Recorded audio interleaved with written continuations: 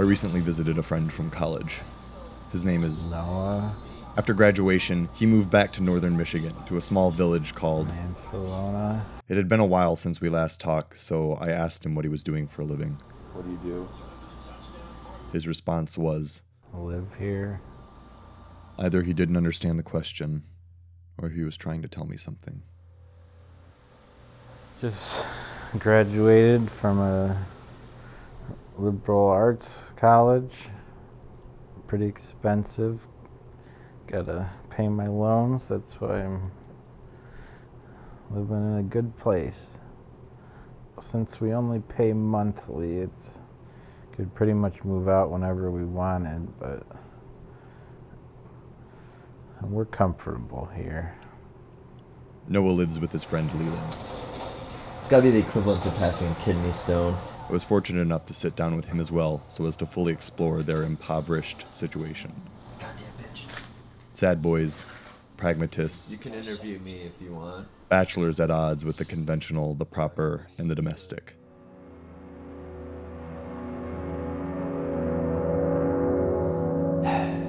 Living here will be temporary, but it will forever hold a special place in my heart. I see this as a temporary space, so I see no reason to put forth any effort.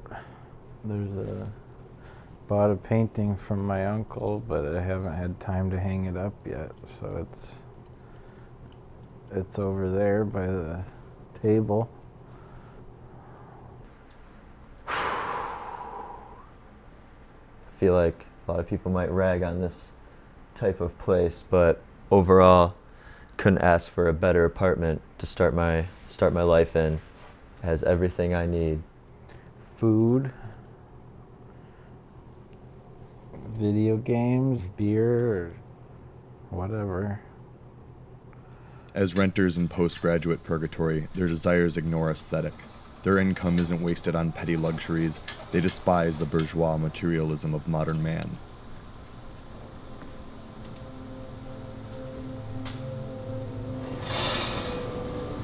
We got a lot of work to do. On full display is the subsequent and antecedent assortment of conditions that create the sad boy. The experiences, the values, and the cauldron in which they stir. Mancelona it's a wonderful place to live. The town is filled with smoke and meth, and there are murals of Ernest Hemingway for some reason. He didn't ever visit here, but he's here, right on the walls of some buildings.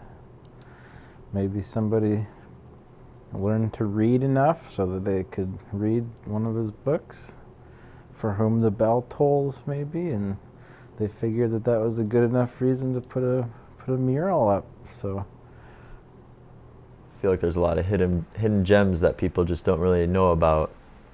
Yeah. As soon as you get into Antrim County, you just step back 20 years. They have a nice tavern here. Taverns are really lost throughout the U.S., but Mancelona takes pride in their tavern. And even their post office. I mean, a simple building where you just get mail, but Mancelona just really loves their post office. the collective IQ's probably about 1,000 of all the people that live here, so it's good. Well, normally we'd just leave the beer outside, but since beer tends to freeze at like 27 degrees or so, so we've just been putting it by the window so it stays cold.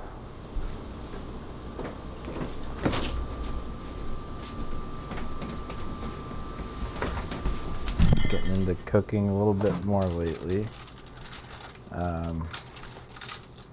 Grilled up some chicken in the George Foreman. Grill up some Spam too sometimes. Put it on bread. I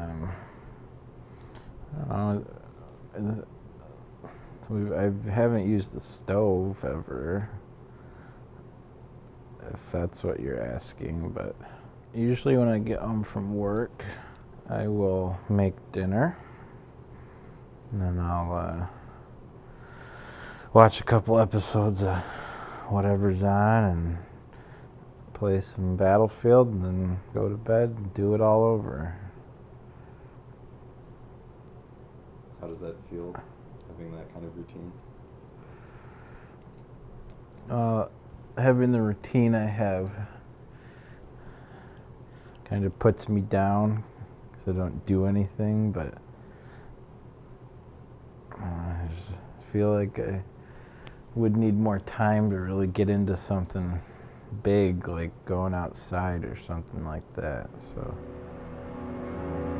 Normal day, I wake up at 6:35, jump in the shower, come out here, eat some breakfast, jump in my car, pat Saturn guy's hood, make sure everything's safe for him, and then I go off on my way to work, where I set up sweatshops and make my people paint lamps. Then I come back home, pat Saturn guy's hood if he's here. I mean, he's a pretty busy guy, you never know where he's at. And I come up here, sit down, watch some Friends, wait for Noah to come home, and then watch some Walt Jr. and go to bed. And that's an everyday kind of thing. 5 days a week. there's a guy that drives a Saturn that we don't like. He smokes a lot, and he always tries to park in the middle of the lot. So we try to take his spot. It's a kind of a little feud. He doesn't know it, but we hate him.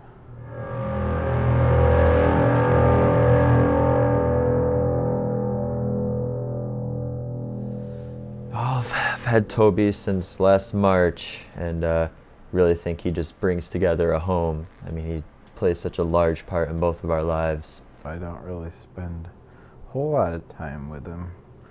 I look at him in passing, but that's about it. Just always knowing that when I come home, I can always count on him to put a smile on my face, whether if he's sleeping or prancing around, doing his tortoise things. Companionship, be it between two sad boys and a tortoise, can shed light into the darkest of places. Be that as it may, you can't help but ask, Would you want to live here for an extended period of time?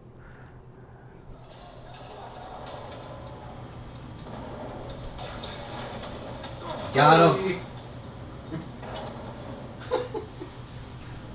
That's got to be a heavy thing to get hit with. Yeah, it'll probably take you back a little.